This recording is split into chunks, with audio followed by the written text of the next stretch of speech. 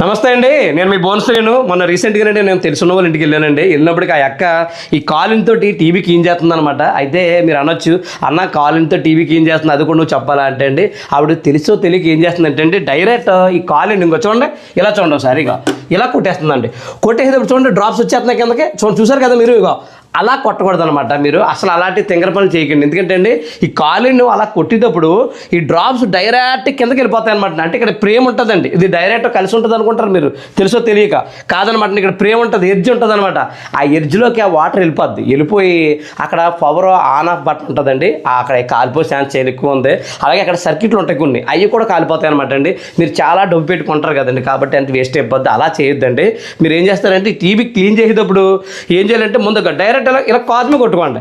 అంతేగాని టీవీ మీద కొట్టి ప్రయత్నాలు ఏం చేయొద్దు. క్లాత్ మీద కొట్టుకొని అప్పుడు ఏం చేయాలంటే బాగా రుద్దండి, బాగా ఇంకా ఇలా రుద్దండి. ఇలా ఎంత చెప్తున్నానంటే అండి, ఇలా రుద్దపోతేనే ఎక్కువగానే మన ఏగలో టాయిలెట్కి వెళ్ళిపోతాయి, అంటే బాత్రూమ్కి వెళ్ళిపోతాయి ఏగలో. దానివల్ల చిన్న చిన్న మరకలు ఉంటాయి. అవి మనం గట్టిగా ఇలా రౌండ్ షేప్లో రుద్దకపోతే ఆ మరకలు పోవన్నమాట. కాబట్టి డైరెక్ట్ కాలిన్ కొట్టొద్దు, క్లాత్ మీదే కొట్టండి. మేము అలా కొడుతున్నాను. ఇగో ఇలాగే చేయండి. ఇలాగ తిప్పి తర్వాత ఏం చేయాలంటే, మీరు మళ్ళీ ఏం క్లాత్తో తొడొద్దు, మళ్ళీ ఆ మరకలు అదోలా ఉంటాయి అనమాట. ఇక మంచి న్యూస్ పేపర్ తీసుకోండి, న్యూస్ పేపర్ తీసుకొని శుభ్రంగా ఇలా క్లీన్ చేయండి.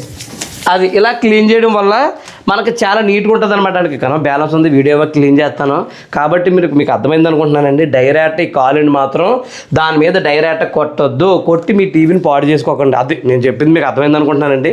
ఈ వీడియో అయితే చాలా ఇంపార్టెంట్ వీడియో, మీకు కూడా తెలుసు కదండి.